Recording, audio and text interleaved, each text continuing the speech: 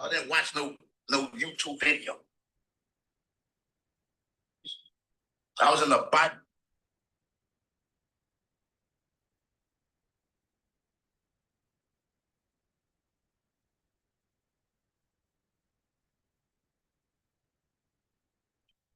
All right, Shalom, Israel. Shalom. Close.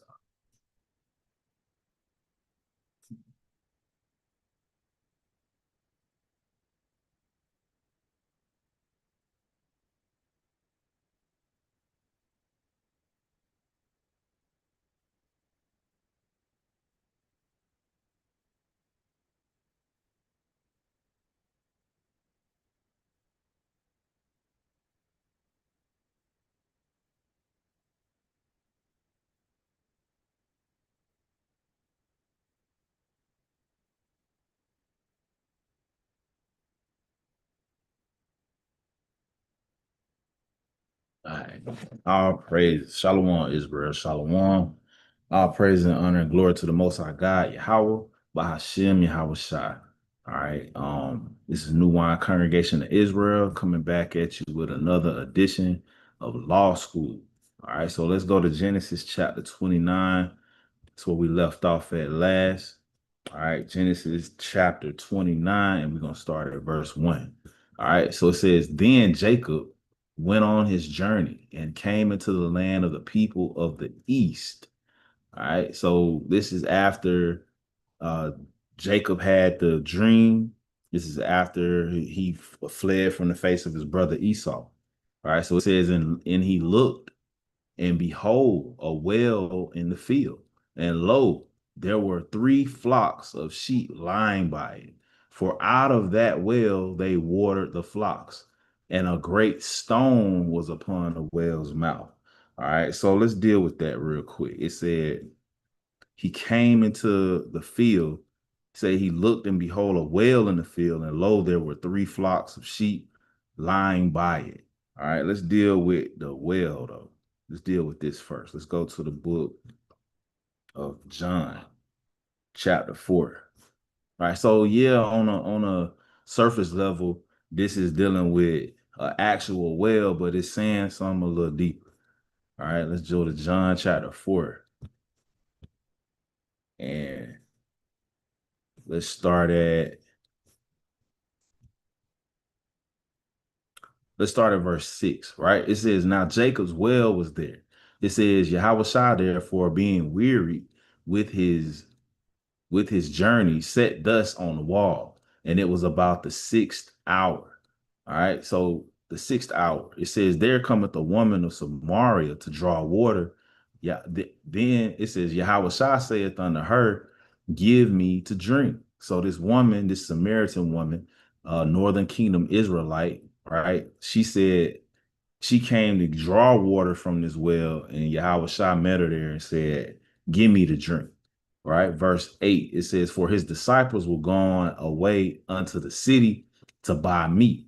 It says, Then saith the woman of Samaria unto him, How is it that thou, being a Jew, askest drink of me, which am a woman of Samaria? For the Jews have no dealings with the Samaritans. Why? Because Northern Kingdom lived in Samaria. Right, this is why she's saying what she's saying. Northern Kingdom lived in Samaria, and the Jews didn't really deal with Northern Kingdom during this time. All right, let's keep going. It says, verse 10, Yahweh Shai answered and said unto her, If thou knewest the gift of God, and who it is that saith to thee, Give me to drink, thou wouldst have asked of him, and he would have given thee living water. All right, so Yahweh Shai flipped it, said, Hey, I'm asking you for something to drink, but I'm really asking you for something deeper. I'm asking you, what do you understand? Right? What do you understand about the laws and commandments of the Most High? And she doesn't know, obviously, that because he's coming on the earth, she's now going to be able to repent as a Northern Kingdom sister.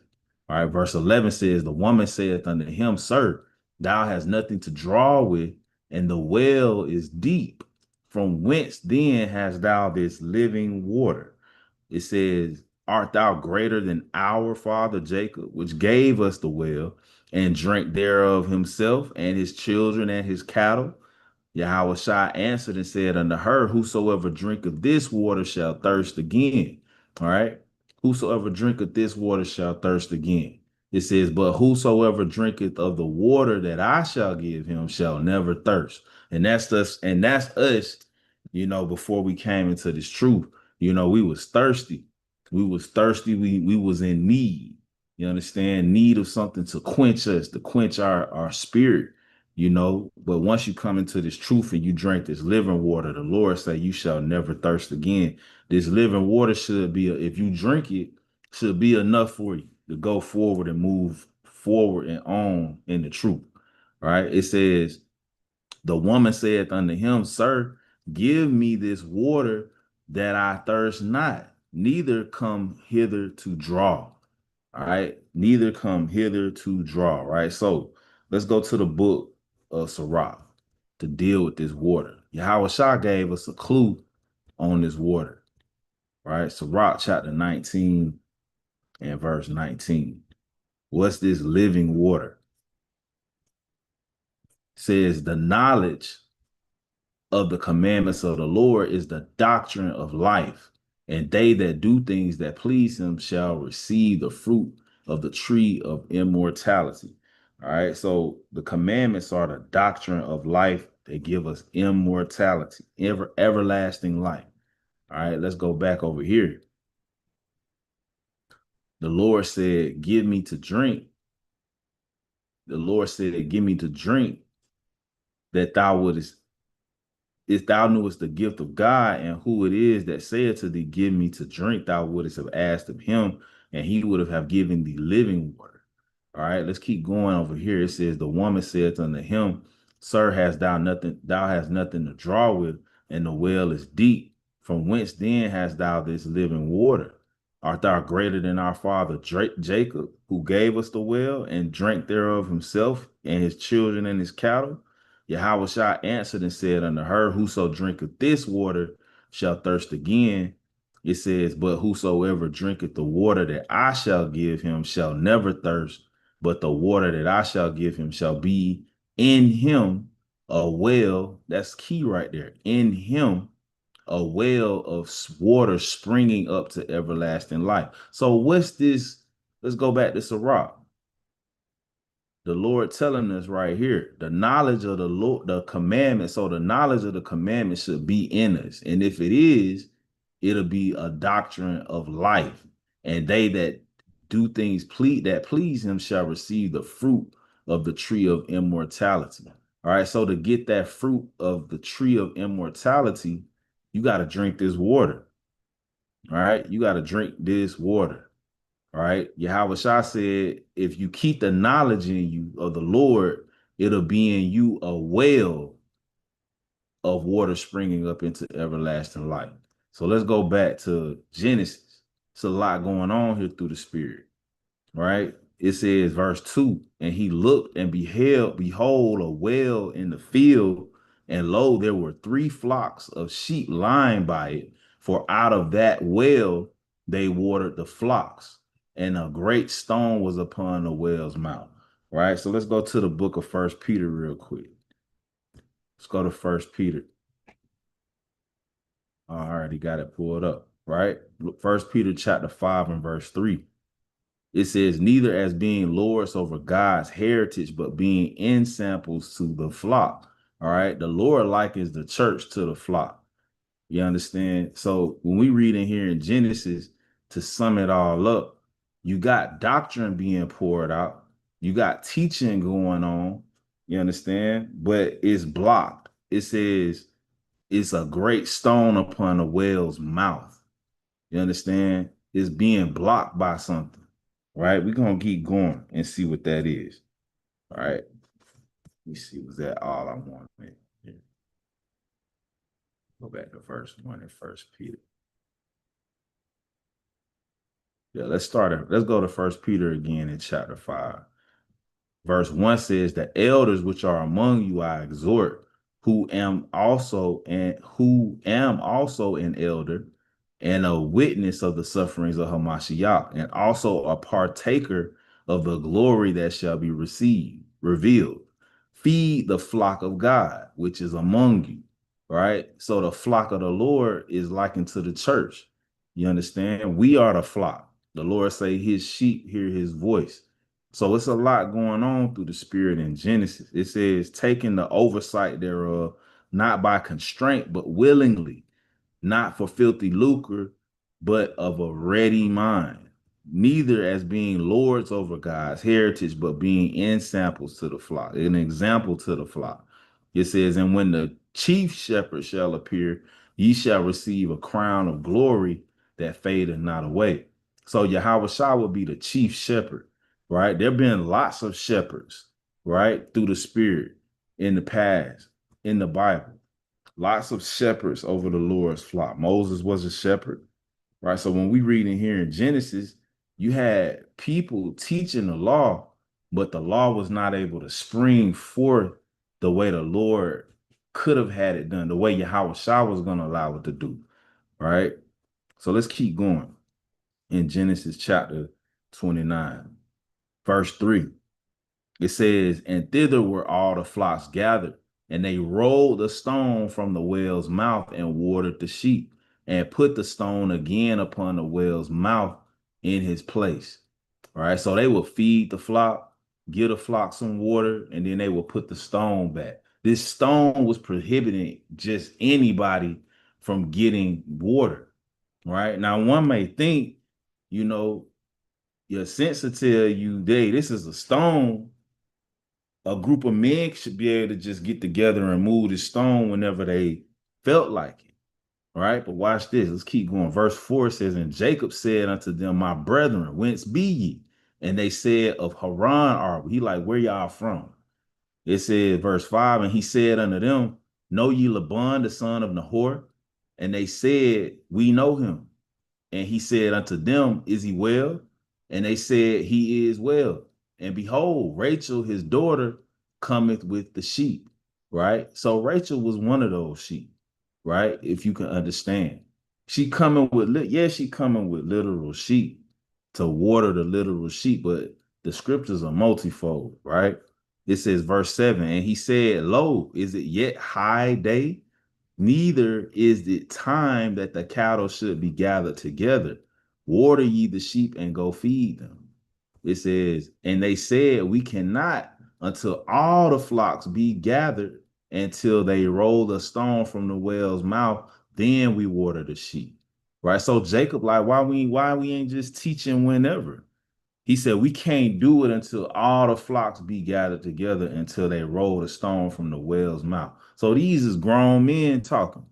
Why they couldn't just roll the stone from the well's mouth, right? Let's go to the book of Isaiah, chapter 29. Something really is the Lord chiefly was blocking the understanding from going out fully at that time.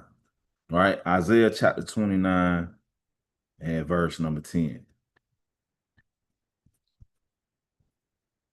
All right, it says, for the Lord have poured out upon you the spirit of deep sleep, and have closed your eyes. The prophets and your rulers, the seers have he covered. Right. So the same way this well is covered with a stone, the seers are covered. They couldn't see it during the time of Isaiah either to fully understand everything. Verse 11 says, and the vision of all is become unto you as the words of a book that is sealed, which men deliver to one that is learned, saying, read this, I pray thee. And he said, I cannot, for it is sealed, just like that well with that stone, right? It says, and the book is delivered to him that is not learned, saying, read this, I pray thee. And he said, I am not learned. For it says, wherefore the Lord said, for as much as this people draw near me with their mouth and with their lips do honor me, but have removed their heart far from me, and their fear toward me is taught by the precept of men. So that's why the Lord poured out that sleep. That's why he poured it out during the time of Jacob. All right. The Lord said his judgment is like unto a ring. Things happen in cycles with the Lord. All right. So it's not saying it, but it's saying it, if you understand. right? Genesis chapter 29 and verse 8 again. It says, and they said, we cannot. That's the same thing that they said in the book of Isaiah. Same thing that they said in the book of Isaiah, verse 11, and the vision of all has become unto you as the words of a book that is sealed, which men deliver to one that is learned, saying, read this, I pray thee. And he said, I cannot, for it is sealed. Same thing, right? If you got eyes to see, you can see it. All right, let's keep going. Genesis chapter 29 and verse 9. It says, and while he yet spake with them, Rachel came with her father's sheep, for she kept them. And it came to pass when Jacob saw Rachel, the daughter of Laban, his mother's brother, and the sheep of Laban, his mother's brother, that Jacob went near and rolled the stone from the well's mouth. So Jacob went and removed the stone by himself. Now the Lord gave Jacob the understanding. He unblocked those springs of living water that was in Jacob. Right? Yeah, he literally moved the stone away. Right? But he did something else through the spirit. It says, and rolled the stone from the well's mouth and watered the flock of Laban, his mother's brother. He taught that family. He taught those people the laws of God. All right, it says, and Jacob kissed Rachel and lifted up his voice and wept. Soon as he met the sister, he kissed her. It says, verse 12, it says, and Jacob told Rachel that he was her father's brother. So they were cousins. So contrary to what America teach, America teach you that it's off to deal with your cousin. If you deal with your cousin, your baby's gonna come out crazy or whatever the case. But back then, that's what we preferred actually, to deal with your near kinsman.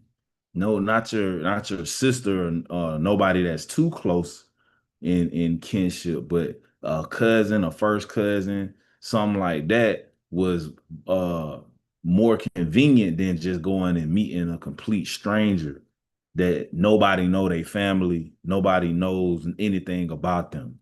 Right. So Jacob seen his cousin and went and kissed her and lifted up his voice and wept. It says, and Jacob told Rachel that he was her father's brother and that he was Rebekah's son. And she ran and told her father. And it came to pass when Laban heard the tidings of Jacob, his sister's son, that he ran to meet him and embraced him. So he went and seen his nephew and gave him a hug and kissed him and brought him into his house. And he told Laban all these things.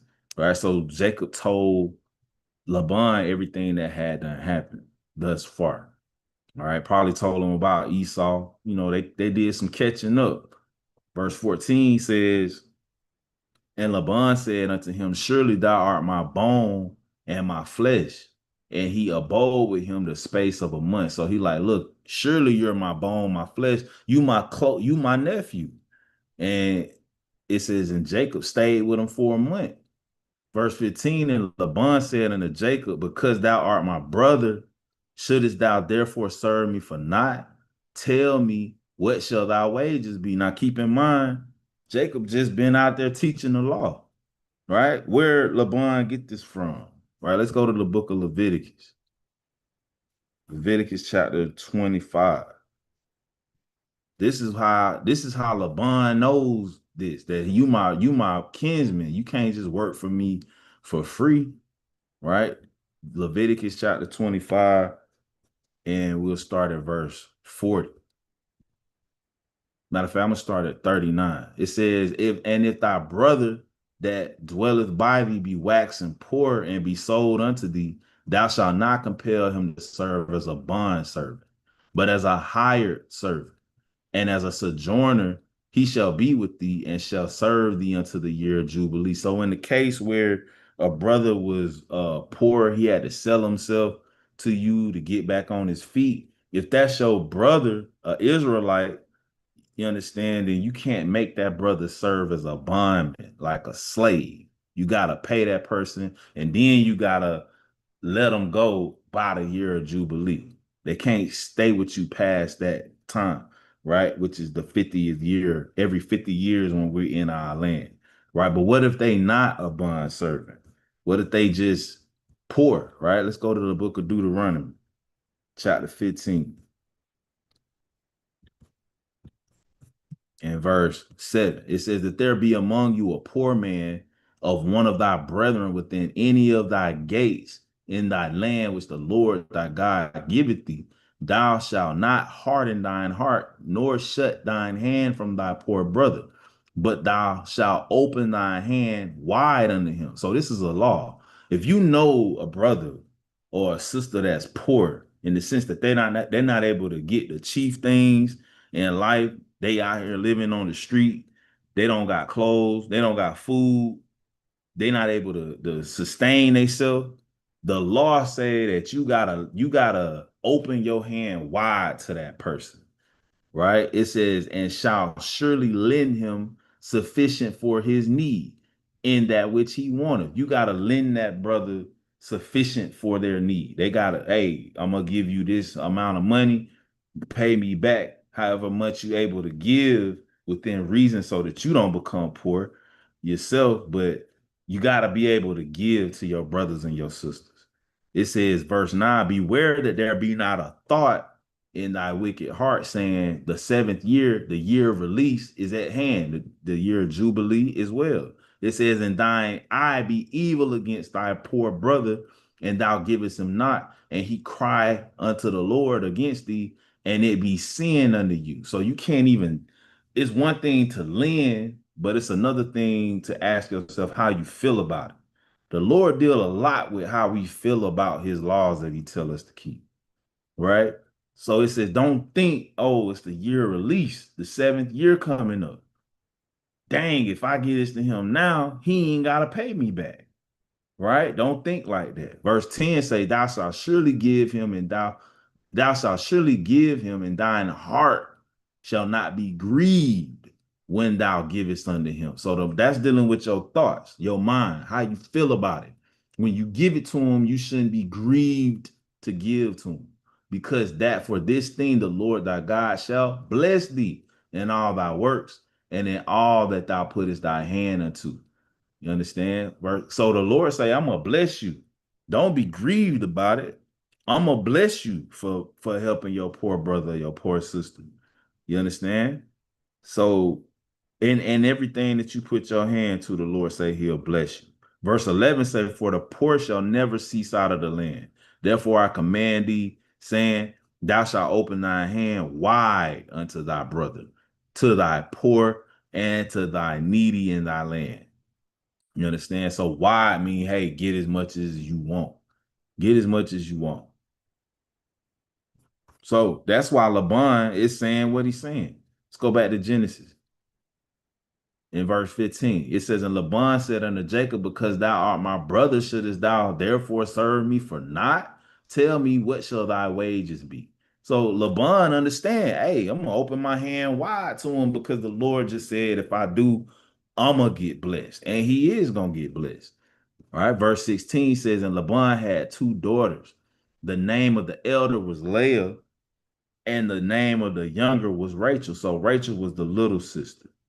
Verse 17, Leah was tender-eyed, right? So Leah was tender-eyed. What does that mean? Let's go into Blue Letter real quick. Genesis 29 and verse 17.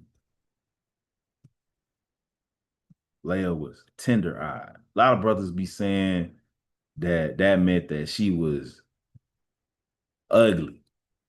Nah, that's not what that's talking about. Right? It says tender, soft, delicate. It says here, weak of heart, timid. So she was shy, in other words, gentle words. It's got to do with her the way she carried herself. Right? So she was shy, one would say today.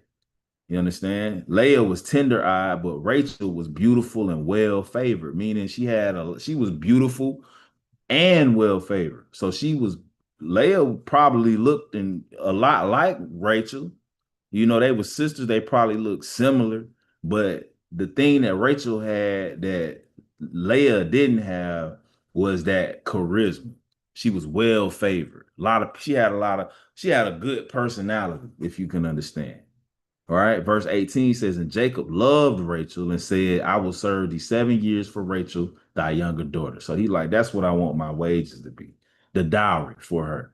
Verse 19, and Laban said, it is better that I give thee her to thee than that I should give her to another man. Abide with me. So like I said, back then we didn't look at marriage is the way we look at stuff now. You talk about going with your cousin or marrying your cousin, supposed to be like you nasty.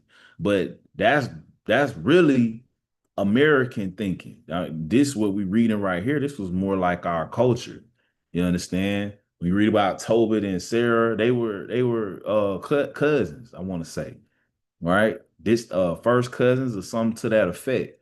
You understand? So it was normal back then, but it's just not today because we've been assimilated into American culture. And a lot of y'all probably like, I ain't doing that. I don't care. And you ain't nobody saying that you gotta do that. I'm just reading you what it say. That's what we did back then. Right. So verse 20 say, and Jacob served 7 years for Rachel, and they seemed unto him but a few days for the love he had to her. So he served 7 years to get her as his wife, and it didn't even seem long to him at all. Verse 21, and Jacob said unto Laban, give me my wife, for my days are fulfilled, that I may go in unto her. So he's calling her his wife because she's a spouse to him, right? Anytime a brother and a sister get espoused or engaged, like we say in the world today, y'all are already married according to the laws of God. Y'all are already married at that point. You just haven't consummated the marriage by laying down together. Right. So he like, give me my wife that I may go in under her. I'm ready to consummate the marriage now. Verse 22, and Laban gathered together all the men of the place and made a feast. And it came to pass in the evening that he took Leah, his daughter, and brought her to him. And he went in under her. So this is why I say they probably had like a similar height, similar shape. They probably even looked similar.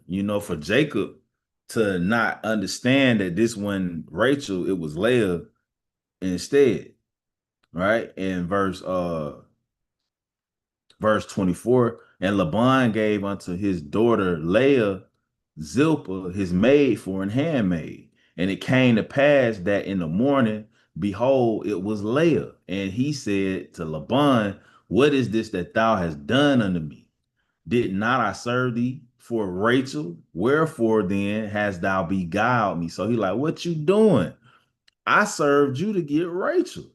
I didn't want Leah, right? He never really wanted to be with Leah. That was not his intent for being a servant to Laban. He wanted to get Rachel, right? Verse 26. So he like, look, you tricked me.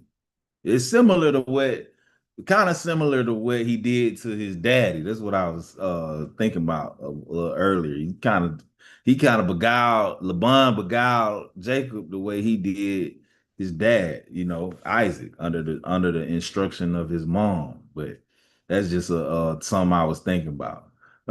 Verse 26 said, and Laban said, it must not be so done in our country to give the younger before the firstborn. He like, look, I want my firstborn daughter to be married first, right? Verse 27 says, fulfill her week, and we will give thee this also for the service which thou shalt serve with me yet 7 other years. So he like, look, fulfill her week, meaning continue with the wedding feast that is for you and uh Leah, and I give you my other daughter if you serve me yet 7 other years. Give me 7 more years of service, and I'll give you my other daughter.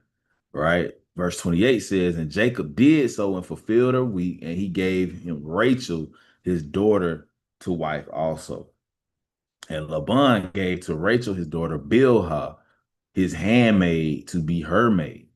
And he went in also unto Rachel, and he loved also Rachel more than Leah, and served with him yet 7 other years. So a lot of people, verse 31 in particular, right?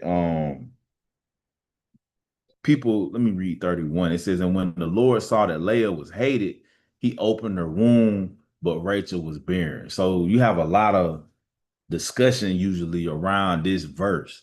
Like, oh, he hated Leah, but you gotta kind of understand what just happened here. I'm not justifying his emotions towards her for the brother to literally hate her. You understand? But you gotta also just understand like where what just happened. Leah knew that Jacob wanted to marry Rachel. He knew that. Leah wasn't blind to that. She knew that he wanted her sister. So when she went into that marriage chamber and laid with Jacob, Jacob probably looked at her kind of sideways going forward from that time. Like, man, you know I ain't why you did that. You know I wanted your sister.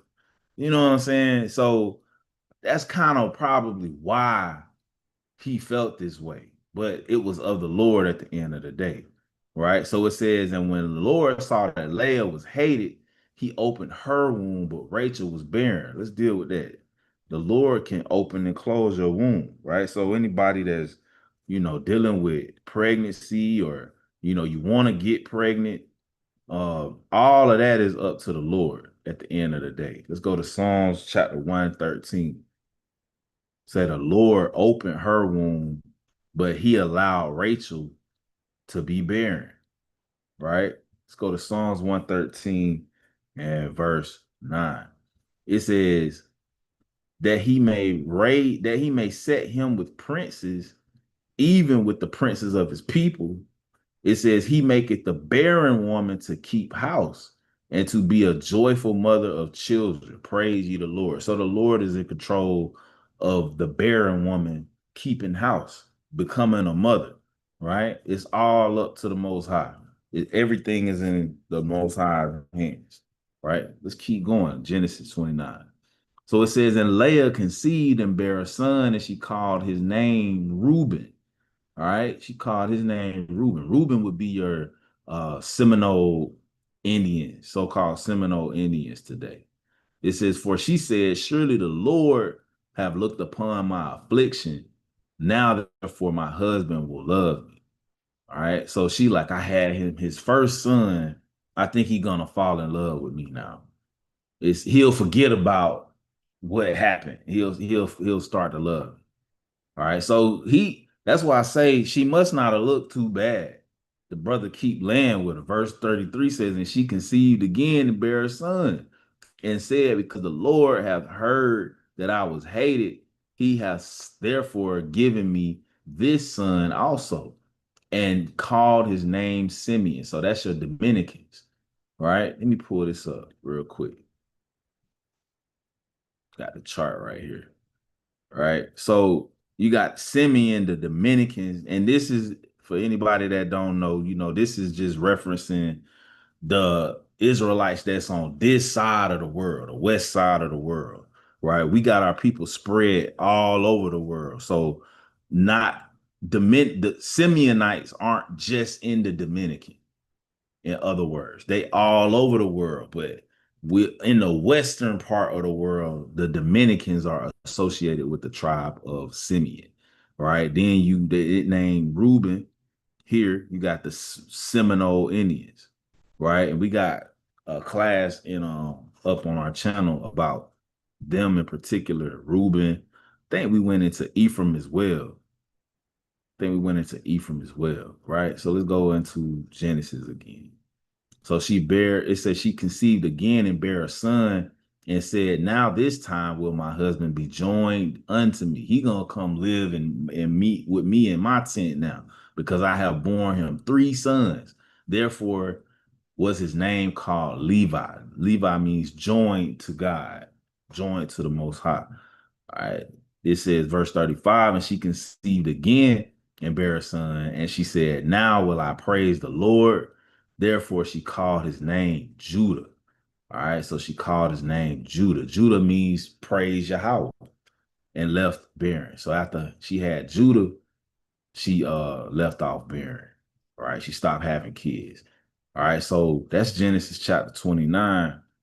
Right there. All praises to the Most High God. Most High willing, you got something out of it. All right. It's the brother Nashan, New Wine Congregation of Israel.